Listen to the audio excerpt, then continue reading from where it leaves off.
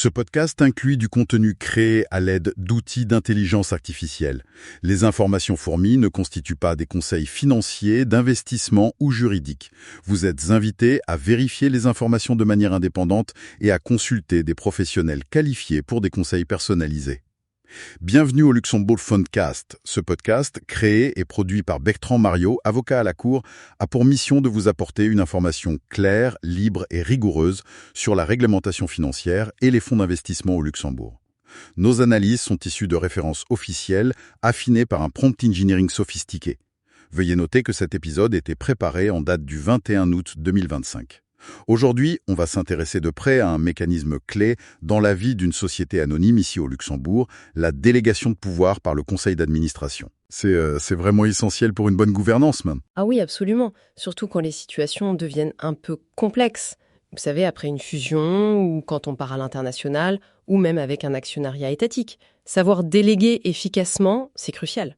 Et le cadre de tout ça, c'est toujours notre bonne vieille loi de 1915 sur les sociétés commerciales, j'imagine.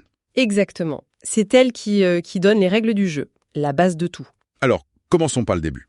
Le conseil d'administration, il a des pouvoirs très étendus pour agir au nom de la société, c'est ça? C'est l'article 441.5, si je me souviens bien. C'est tout à fait ça.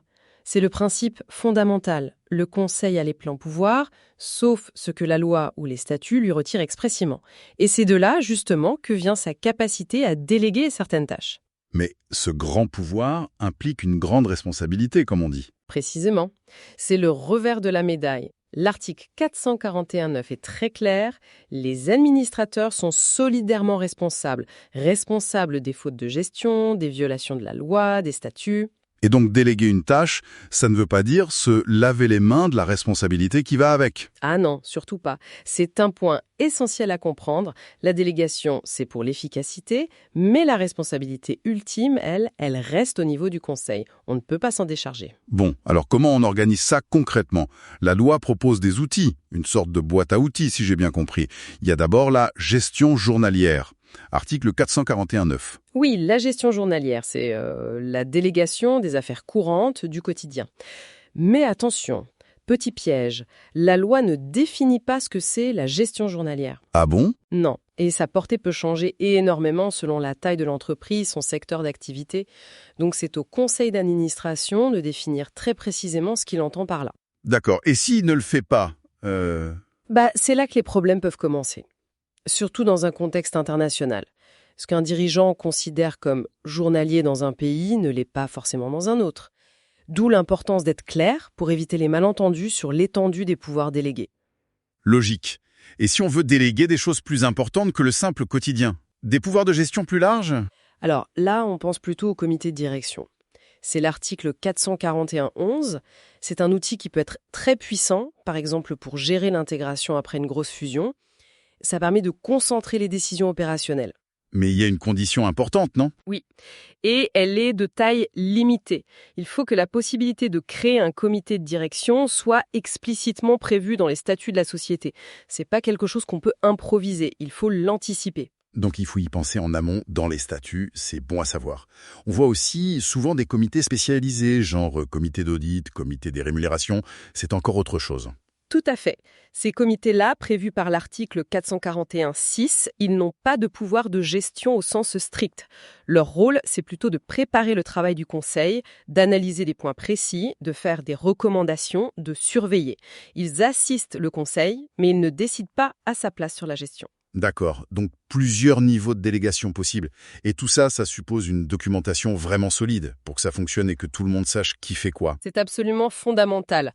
On parle bien sûr des statuts qui doivent autoriser certaines délégations, comme le comité de direction, mais aussi des procès-verbaux des réunions du conseil qui décident de délégation.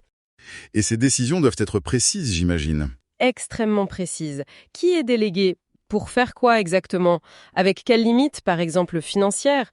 Pour combien de temps? Et comment cette personne doit-elle rendre compte au conseil? Tout doit être écrit, noir sur blanc. On parle parfois de chartes pour les comités ou de termes de référence. Oui, c'est ça.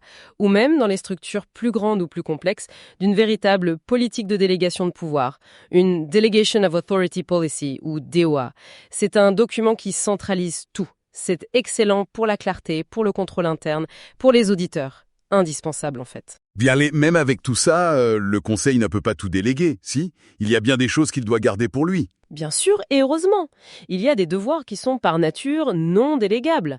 Pensez à la définition de la stratégie générale de l'entreprise, à l'approbation des comptes annuels, à la convocation de l'Assemblée générale. Les décisions vraiment structurantes, comme une fusion, une dissolution. Exactement.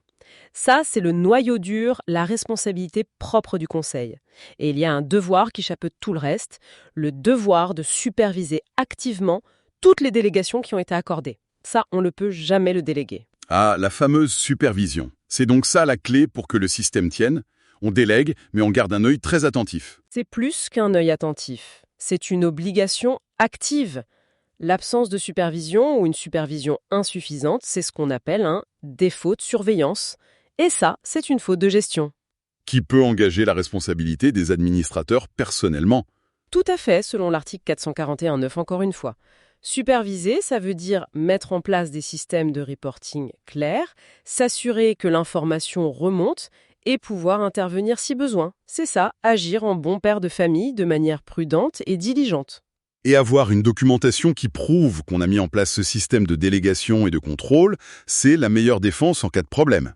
C'est la meilleure preuve qu'on a agi de manière responsable. La documentation n'est pas juste de la paperasse, c'est la trace de la diligence du conseil. Donc, pour résumer cette discussion passionnante, une délégation efficace, c'est trouver le bon équilibre. L'équilibre entre, d'un côté, l'agilité, l'efficacité opérationnelle, et de l'autre, le maintien du contrôle et de la responsabilité finale du conseil. C'est une excellente synthèse. Un équilibre délicat, encadré par la loi de 1915, et rendu possible par une organisation, une documentation vraiment rigoureuse. Et pour laisser nos auditeurs avec une petite question qui ouvre la réflexion. Au-delà de tous ces mécanismes légaux, de ces documents, comment un conseil peut-il vraiment s'assurer que l'esprit de la délégation, cette combinaison de confiance et de contrôle prudent, est bien vivant dans la culture de l'entreprise? Surtout quand il y a des tensions, comme après une fusion, ou des cultures managériales différentes qui se rencontrent. Même de ce qui fait une bonne gouvernance d'ordination, l'humain, la confiance, la culture partagée, vaste sujet.